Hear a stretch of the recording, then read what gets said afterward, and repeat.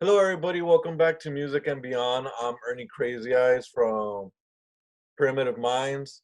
Today, I have a special guest, Seth from the band Psycho. How's it going, man? Good, my friend. How you doing? Thanks so much for having me on. Thanks for joining me, man. It's been a while. Like I think we were supposed to do this like a week ago, but stuff happened, and then I know we were supposed to do it yesterday too, but um, the eye the eye doctor just kind of ruined me, and then I never really even saw the doctor either, so I was like, "Fuck, Well, I'm glad we got today, my friend. me too." First of all, how are you and the band doing during this pandemic thing? It was tough, man. We didn't see each other for about almost 3 months. We used to see each other every week to rehearse and to practice, and so the past 2 weeks we've been together rehearsing. We're actually doing a live acoustic unplugged concert tomorrow night on Facebook Live. We're gonna play the whole album and a couple other tracks from our EP, so we're pretty excited about it. That's awesome, and I'm really excited about that. And tomorrow I work. Around what time will you guys be going live for that? I believe it's from 7 to 8 Eastern time, but we'll have it recorded anyway, so we'll have it up too. Okay, cool. Yeah, because I was gonna say if I end up, being busy the whole time, and I'll make sure to definitely check it out. Cause I mean, I heard the new album that we'll be talking about later on, and Yep. holy smokes, it's beautiful. Thanks, my friend. That's awesome. uh, but one thing I do like to know about is you know, I'm very intrigued with band names, and can you tell me a little backstory about Psycho and how did you guys come up with it, and is there any meaning behind it? Sure. So I'm not going to date myself with when it started, but um, so when first got together as a band, we had signed on, like a lot of bands do, to do a battle of bands. So a couple of weeks before the battle of bands, we were at another concert, and the promoter came up to us and said, "Hey, we're so excited to have you guys on the battle of bands. What's your band name?" And we had never talked about it, but me being the person I am, who's usually thinking 16 steps before everybody else. I always had the name Cycle in my head. To me, it was really about what you put out in the universe, kind of what goes around comes around. So kind of completing that circle, the karma of things. So it's the kind of the psychology of um, how karma affects us and how we treat other people and how we treat ourselves as a person. And the guys loved it, and here we are. That's awesome. I like that, honestly. Because when I saw Psycho, I'm like, man, maybe I should make a band and call it Re, and then we could go on tour and it could be the Recycle tour. Oh man, the amount of jokes we gave everyone to utilize is amazing. Or now that Raw's making a new album, it could be Raw Cycle. Right. Oh God, I know. We left the door open pretty wide for that one. Yeah, honestly, I love it. Like I'm always like ruining band names, and like I even do it for my favorite bands. I'm like I could do it because I like them. You know. Exactly, and it's all in good fun, and it's the way it's. Trust me, we'll get into talking about the album, but when we were in the studio with our producer, he used to find ways to twist lyrics on me when I Oh, was singing them, and so I could never stop hearing what he would twist them out to be and everything. So nice. Oh man, after this interview or this conversation's over, I'm gonna have to give you a little bit of lyrics that I've come up with different bands. I think there's like one or two, but I'll let you know. It's pretty hilarious. I'm not gonna I say would it love to here hear because I don't wanna put them under the bus. Like I don't like them or anything because I do. it. I got you, man. Uh, who inspired you to pick up the microphone or and the instruments? So that's interesting. So my family and my mom and my dad, there was always music playing. So my first concert was at, I think I was 8. I saw Elton John. So we were big. Elton John was a huge inspiration. Queen was Freddie Mercury was a huge inspiration for me. We always had good music, 60s, 70s rock. And when I got into high school, obviously, the Seattle sound, that 90s Seattle sound was a huge influence on me. Um, but even as an early age, my grandfather played the organ, never took any lessons. He had 2 hearing aids. And after dinner every night, he would go and play the organ. And it was just something that I just loved music. I was always a writer. I always loved writing poetry and writing short stories and stuff like that. So, um, I had an incident in my life where I was an athlete for a long time. That's, And that kind of got taken from me. So I picked up an instrument at, I think, 17 or 18 years old. And I just fell in love with it. that's great. And I'm glad you're here because, uh, you know, like when I found out about you guys, I kind of just heard what you guys had on Apple Music, and I Mm. didn't know that you guys were coming up with a new album until you guys started posting like a little while ago. And uh, I didn't know that I was gonna be talking to you like the day before the release because tomorrow the album gets released, and Yes, indeed. I'm sure you're excited, and I'm excited that the fans are gonna finally be able to hear this because it's an amazing album. That I'll tell you, it means the world. And we worked really hard on this album as an album. We didn't want, no filler. We wanted each song to be able to stand on its own legs and kind of be its own thing. And we're just really excited for people to hear the whole thing, not just the singles, but front to back, the whole album. Yeah, honestly, if I were to give it a review, I'm a really bad reviewer. That's why I don't do it. But I honestly like every song because it's long enough to where you're not like, damn, like I wish there was more. And it gives you the opportunity to kind of doze off a little bit into the lyrics and into the instruments, Yeah. and you could kind of create your own storyline in those songs. And that's, hearing you say that is something that was very important to us. And with the guys trusting me to write the lyrics and stuff, it's very important for me, the message that people are taking from it. And we wanted it to be a journey. We really wanted the album to end with people wanting more. We wrote more than 8 songs, but we wanted something that was going to feel collective. And I hope that we capture that. And I hope people get the feeling from the full album that way. Oh, I'm sure they will. And honestly, for it being your first album release, I honestly think this album is gonna, you know, like that post that you shared a little while ago.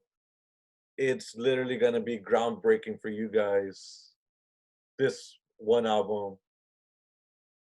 I hope so. I think we love writing together. We love playing together, and if we can get this to enough people and have enough push to get people to listen and to pay attention to it, our goal is for it to affect people in a positive way. We want people to listen to the lyrics. We want people to take, the emotional part of it and get the whole entire thing. So if we can get that in as many people's ears as possible, I think that's our ultimate goal. It's gonna be amazing tomorrow. Or I'm sure it'll be available at midnight, right? Maybe. Oh yeah, yep. And then we have physical copies of the CD too. So you can order that on our website also. So we'll be able to ship those out to people also. Awesome. That's gonna be amazing, and I'm super excited. uh, let's see. And what's your writing process? I'll tell you, it's such a fun process for us. So the way that we write is the four of us get in a room and stare at each other, and it usually comes from a riff. It's one of those things where we just kind of feed off of each other. And for us, I think the important thing is that it's not just, hey, Mike, you're the bass player, you play the bass line, and Jay, you're the drummer, you play the drums. On our EP Services, Jay actually wrote the chorus in one of our songs called Long Way Down. So it's really about servicing the song. There's no ego. It's The first song of the album, King Without a Throne, I tell this story all the time. I came down with a kind of a skeleton of a song when we first started writing the album, Mm. and we threw out the whole entire song except for the pre-chorus, which ends up being the intro to the song, and it really just made it a better song. So it's really about just servicing the song in the best way possible. But it's the four of us in a room just working it out together, and then what we do is we record every rehearsal. So after the rehearsal, our guitarist Joe will go home. He cuts up all the audio. He sends us all the tracks of the stuff we're working on so we can listen to it during the week before we come back to rehearsal. And that helps so much for us. Wow, that's crazy. I've We never even videotape heard it of like sometimes. that. Sometimes we'll videotape our rehearsals to see what we're doing and how we're doing it so we can go back and see what we've been working on. That is so cool. I'm definitely gonna talk to some of my friends and tell them about the way that you guys record because honestly, that's probably the best way. You get a lot of inspiration from each other, and it's exciting when you start going down the rabbit hole.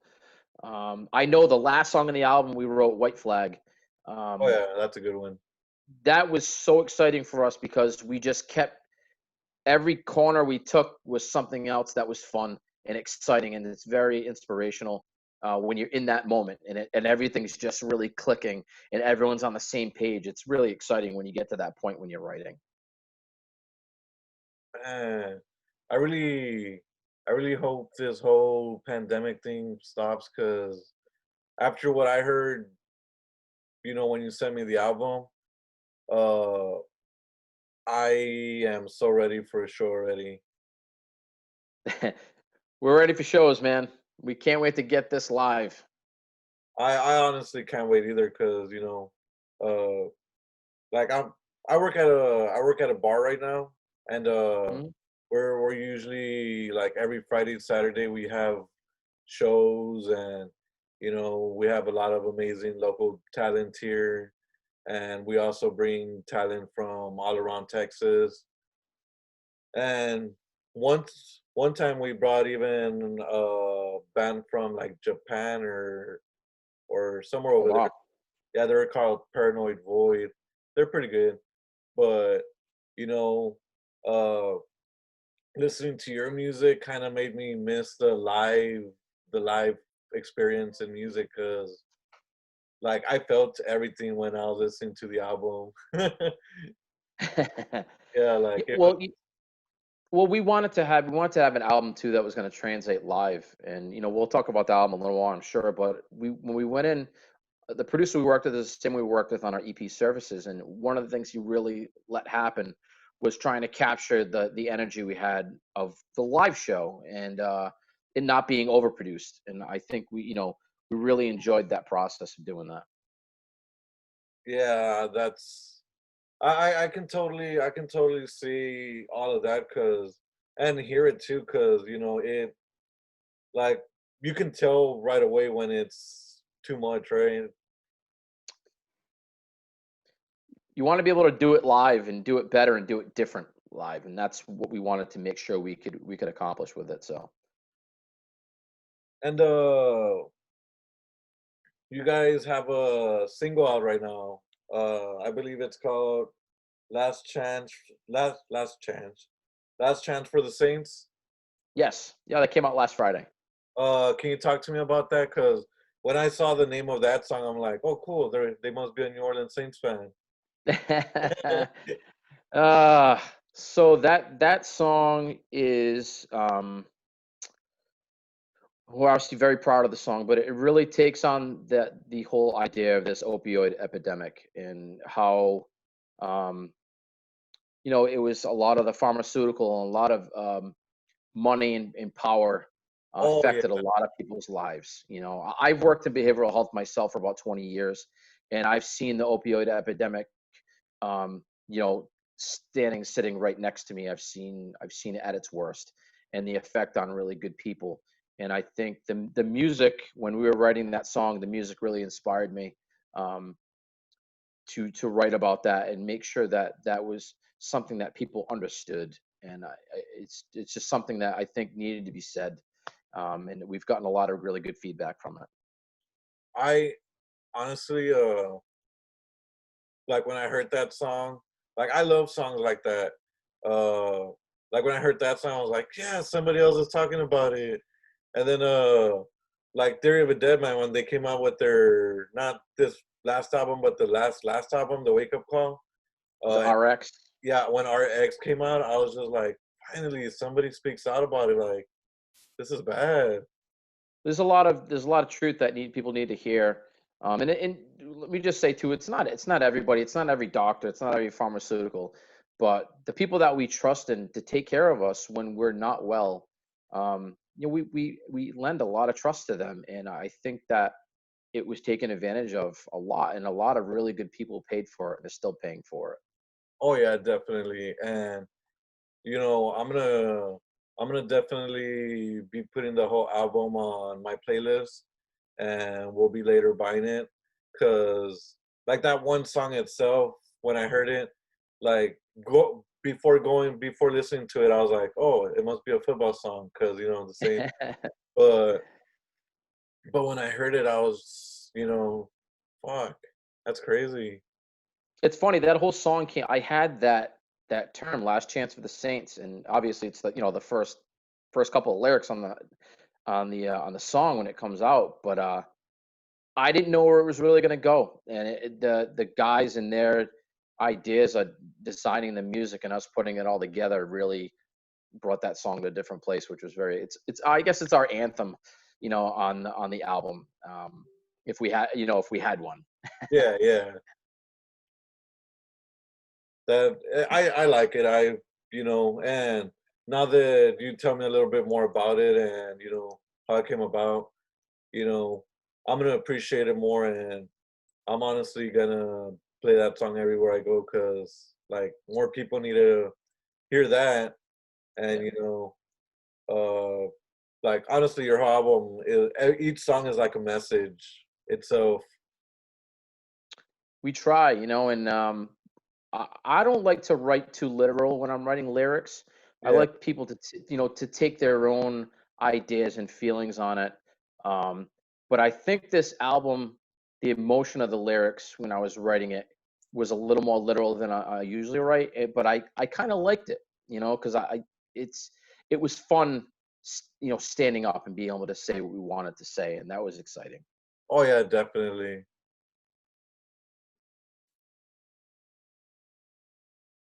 And tomorrow, album release. Yes. What's today? July? No, I'm just kidding. Uh, I know it feels like it, right? So the album's releasing tomorrow, June 12th.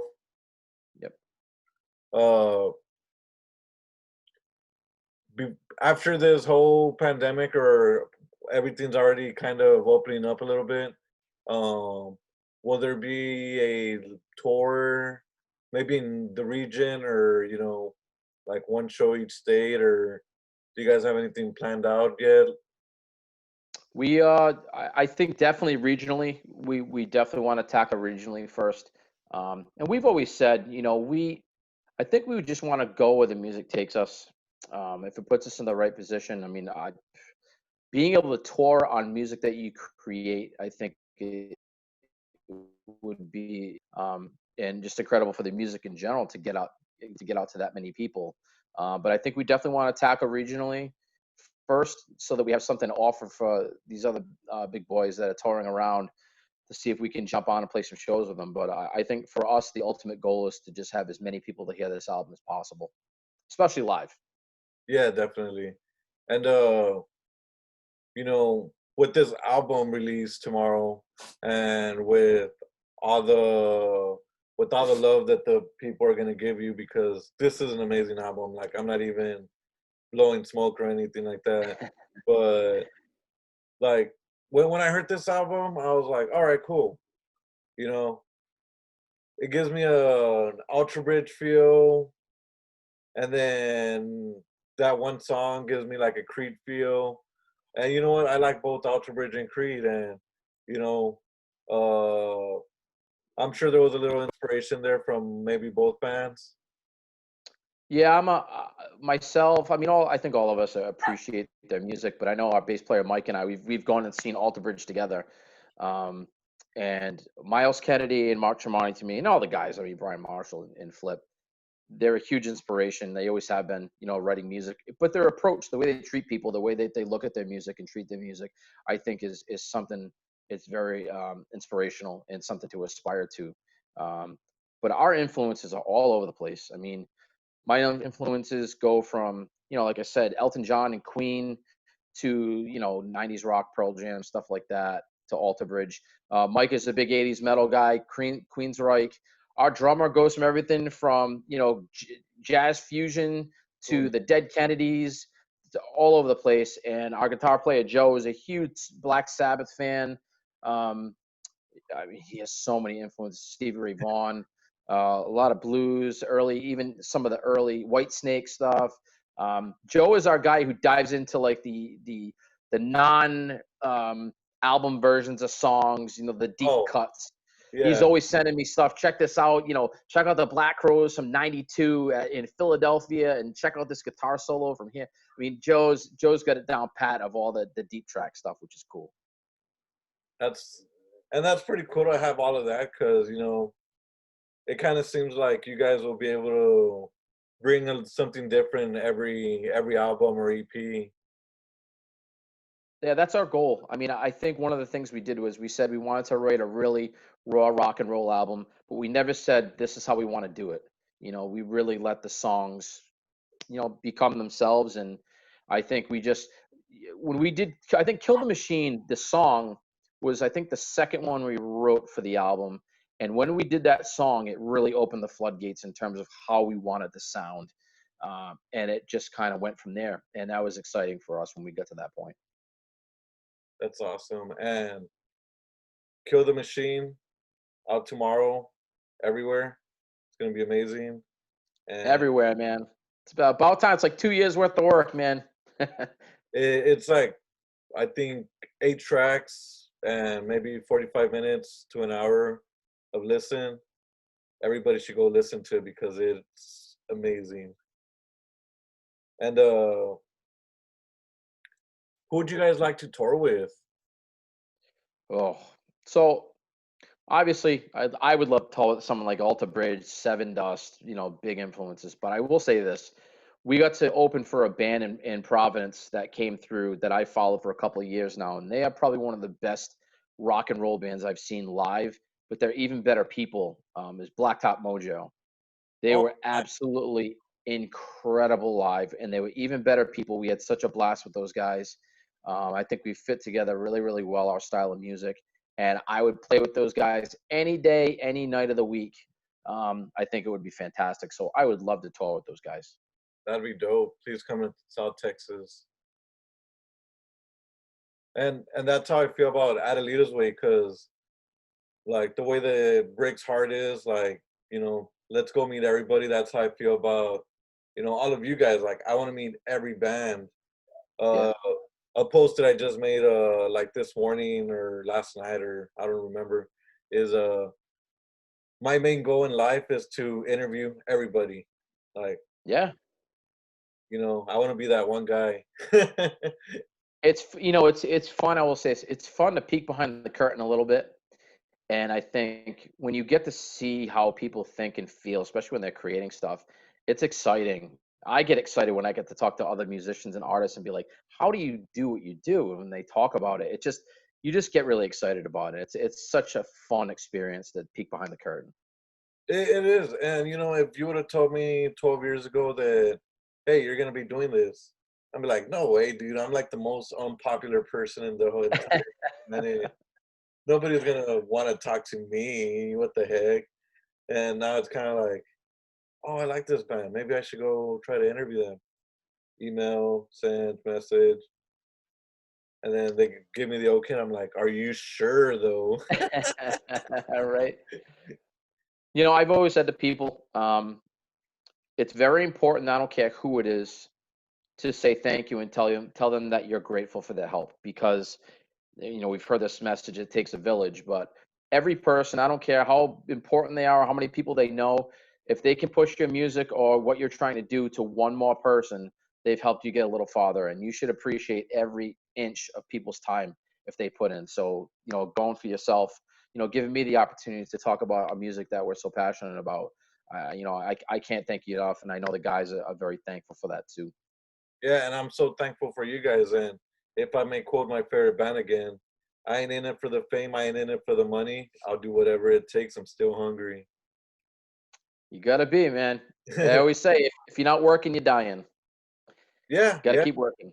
And if you're not doing what you love, are you really living? No, you're not. You're not. You're just taking up space. uh, and can we talk about changing tide a little bit? Because when I first heard that song, I heard it and then I restarted it, and I restarted it a few times, and because I was like, "Fuck, am I listening to the right song?" Because it gave me a Creed vibe so much. I'm like, "Holy crap!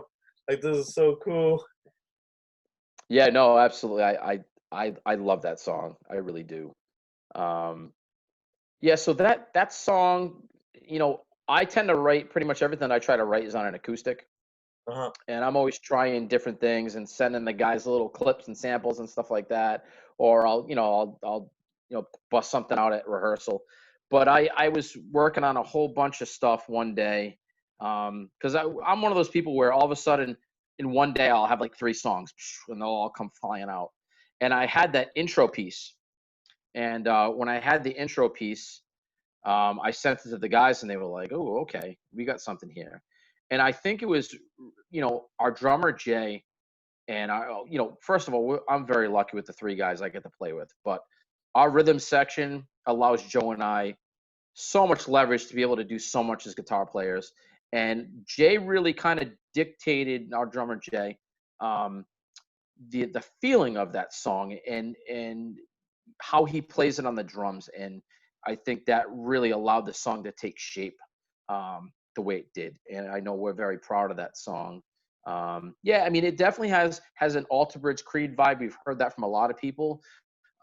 When I was writing that intro, I wasn't even thinking of Alter Bridge Creed or anything like that. I was really trying to find something that sounded good on the guitar, Yeah, and I just kind of kept going down the rabbit hole when I was writing it. And I'm no word of a lie. I didn't even really recognize the Creed Alter Bridge kind of feeling until we started putting out the music for this album and people started mentioning it. And I went, how could I not hear that? But I never really heard that. Honestly, it wasn't something where I went into it thinking about writing that. And I know we certainly didn't do that as a band, but you know what?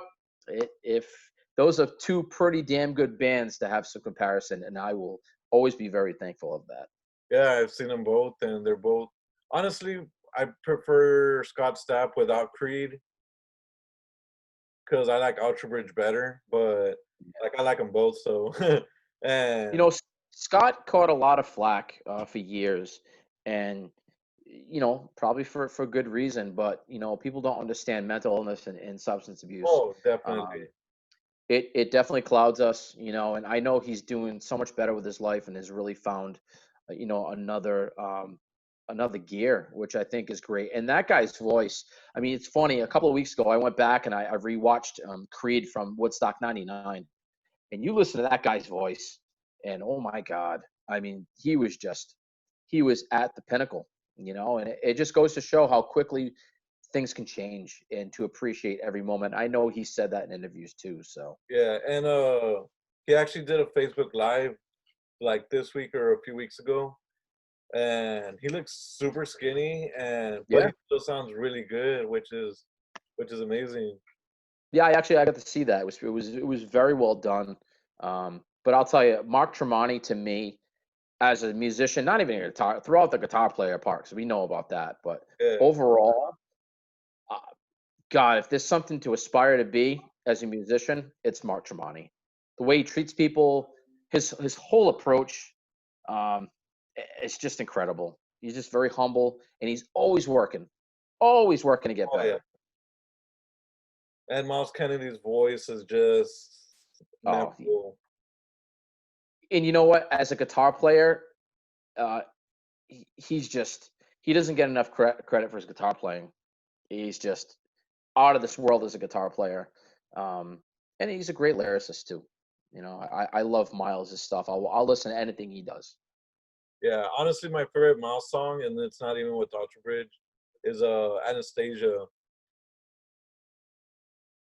Have you ever heard any of this stuff with the Mayfield Four? Not the Mayfield Four. There's a song. I think the album's called Second Skin. There's a song called White Flag. Strangely enough, but if you go back and listen to that Second Skin album, wow. There's another song called Eden. It just you gotta check it out. That album is unbelievable, and that's when they were touring with Creed. That's how the guys got to know him because they were opening for Creed on the road when that Oh, Second Skin okay. album came out. So that's Yeah, how they ended up. my best friend, she's like a huge Ultra Bridge fan, and she's like, check out the Mayfield Four. Uh, I'm just gonna stick over here with Ultra Bridge and Slash and the Conspirators. Hey, stop! Sorry, that's my dog. It's okay. My cat's Uh, bouncing around here somewhere. yeah, I have two dogs right here, but the small one is like super calm, and this one's over here is just trying to give me some no. But I honestly, I would love to see. This is my dreams lineup for you guys. Psycho, uh, Adelita's Way, uh, and then Creed and Ultra Bridge can fight it over with whoever closes. You know what? I would definitely sign on to play that show. There is no doubt about it. I'm a big fan. I like Adelius Way, and I've heard so many wonderful things about them as people, um, which is so cool, and that's something to follow. They were my first major interview, and they're really the only reason why I got in the game. But I Yeah, was literally only gonna be in the game for them. But I was like, you know what? Let me go talk to other bands. keep spreading the love, man. It's good for all of us. Yeah, and I'm a huge fan of you guys now. Like, holy crap! And I know you guys started in 2016, right? Like, that's when you guys started playing. That's when this lineup was together. Okay. So we got together in 2016, and then we put out our first EP in 2017. Where do you guys see yourself in 5 years? I hope with another album, definitely at least another album, and a boatload of shows under our belt. I hope we get to. I would love to see the other coast and play every state. And my big goal is to. I want to play Red Rocks. Oh, That no. is that's my bucket list, man. I want Red Rocks. Um, but we'll take everything this music can give us, and I hope. I know what we're already. We already have ideas for the next album. We all have been working on stuff and saving it and hiding it away. For when we start working on the new album. We're definitely this is a time for us to really enjoy the hard work we've put in for 2 years. I honestly, I know I'm like a new fan, and it sounds like I keep marking out. I'm like, oh, you're like, ah! but but honestly, like, I'm so excited for the future for you guys because this album was amazing, and I'm sure the next album is gonna be just as great, if not even better, because you know I see a lot of good stuff for you guys. I think we want to keep getting better for each other. I think we're never satisfied with where we're at as musicians and singers and lyricists and as a band as a whole. And I think we're always trying to push the envelope. But I think we always want to be us. We'll always make sure that we hold each other accountable. I think, which is awesome. So we're definitely looking forward to getting back and writing together. Just for the fact we get together every week and we get to have some laughs, man. We have a good time together. There's always good food and good beer and good laughs when we get Hey, together. So you it's had me fun. at you had me at good food. We do, man. We grill it up. Past 2 weekends, man. We've had My bass player's wife, Kara, who we love to death, she made 10 pounds of ribs. We had sausages. We have steaks. If we're going to do it, man, we're going to do it right. Oh man, I need to go get some food now. I know, right? Got to eat good. I'm gonna go ahead and get a Whataburger. I know you guys on the East Coast don't have that. No, we don't. We don't. But if you guys come down here eventually, Whataburger's on me. Absolutely, man. Absolutely.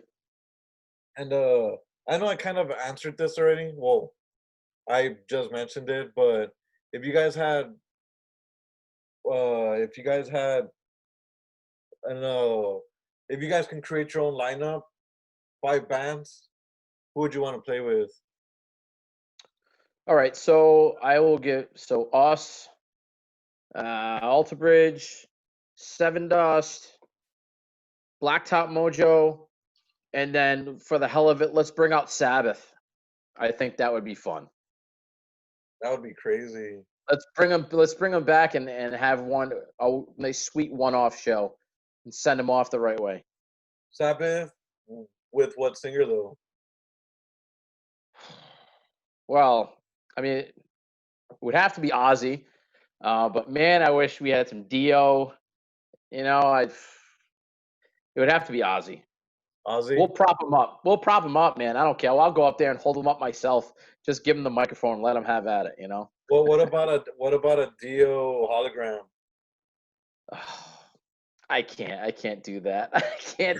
You know, that's like if somebody asked me if Queen went out there with a Freddie Mercury hologram, and I'd cry. I can't do that, man. I You mean, know. I almost went to a Queen concert last year, I think, and then I found out that they wanted like $800 for a freaking seat that's gonna have me like in the way back. If you want to hear Queen, you go on YouTube and you listen to Mark Martel, and if you close your eyes, you would swear to God it's Freddie Mercury in front of you. I've been a Freddie Mercury fan since I was probably 5 years old. My mom was obsessed with Queen, so we're very particular on Queen and who's singing it, who's doing it. Trust me, every time I hear someone, I just kind of shudder. Mark Martel gives me chills every time he sings because it's like Freddie Mercury reincarnated in front of you. I can't even say enough about that guy. That's awesome. I'm gonna definitely have to check that out. I'll send you a link to check out, and he does a version of Bohemian Rhapsody. Not only does he sound like Freddie Mercury, he's one of the best pianists I've ever seen in my life. Like he plays piano like you've never seen. This guy does a one take version of Bohemian Rhapsody solo, and it'll blow your mind. I will send you a link. You can check it out. I can't wait. That's gonna be fun. And is there something that you would like to let your fans know? Absolutely. So, you know, we've been very lucky to have so many people support us and help us for these past 2 years. Obviously, the guys in the band and my brothers in music, you know, none of this would happen if it wasn't for the four of us in the room. But our families and friends, I want to give a big shout out to Nina McCarthy from Boston Rock Radio. She's been amazing and helped us the whole way. Chris Paquette, who obviously produced our album, Nate Compton from the band Elysium. Nate did all of our lyric videos and just mind blowing. He did such an amazing job, and I look forward to working with Nate anytime. And our publicist, Shauna O'Donnell, who's just incredible, and she's been so good to us. We've had a really great team, and we consider everybody family. So I want to say thank you to everybody. And tomorrow isn't just about us; it's about all the people that put in time and effort to help us. Oh yeah, that was beautiful. And we're getting close to the end, to the near. What the heck? uh, Sometimes I trip on my own words. I'm surprised I'm still standing. It's all good, man. We've all been there. Trust me, and it probably happened to me 10 times today. It's like the longer the interview goes, the sloppier I get. Like, like is this Right? over it? Nah. It's like instead of food coma, it becomes music coma. It does, right? Never. But if you were stuck in an elevator with any musician, who would it be, and what would you talk about? All right, so this is going to be a random one, and it's just the first one that popped in my head. A guy who is a big inspiration for me, and I followed for a very long time, and a lot of people probably don't know about, which is unfortunate because he's probably one of the best living guitar players, vocalists around. Ian Thornley from Big Wreck. Oh, He nice. used to be in it. He had a solo band called Thornley that was out, and they toured with Nickelback and I think Theory. They're a Canadian band, but Ian Thornley as a musician, but just his mind, I would love to sit with him and just talk about guitar tone and writing lyrics and just music in general. He's so fascinating and I'm just an amazing musician. That's awesome. And I'm sure that would be an amazing interview. I mean, not interview, conversation. I mean, it's either That'd way. be a hell of a moment. Hell yeah, that'd be great. Um, where can we find you guys? So the way that we did it real simple for everybody. So if you want to find anything or everything about us, you go to our website. It's psychlemusic.com, Psycle. Before you even get into our website, on the intro page is a link for every social media site, every Spotify, YouTube, our electronic press, the whole business is right there before you even enter the website. So if you just go to our website, you can get everything you want, and there's a music player on the front, so you'll be able to hear some of our tunes too. Oh yeah, that's awesome. And thank you everybody for listening. Thank you, Seth, for hanging out with me for this hour. Um, don't forget everybody that killing the machine Kill the Machine. coming out tomorrow, Friday, April. Fuck. I'm telling you, dude, this pandemic thing has me all messed That's one. up. That's one hell of a pre-order, man. I'm telling you, like it's this pandemic has me all messed up. June 12th, not that April. that is right. No, man, I can't thank you enough for having me on, and I definitely look forward to talking some more. And hopefully, we have a lot more to talk about, and even more exciting stuff coming up when we get to chat. Check out their new album, guys. Thank you so much for joining me. And remember, everybody, that without music, life would be a mistake.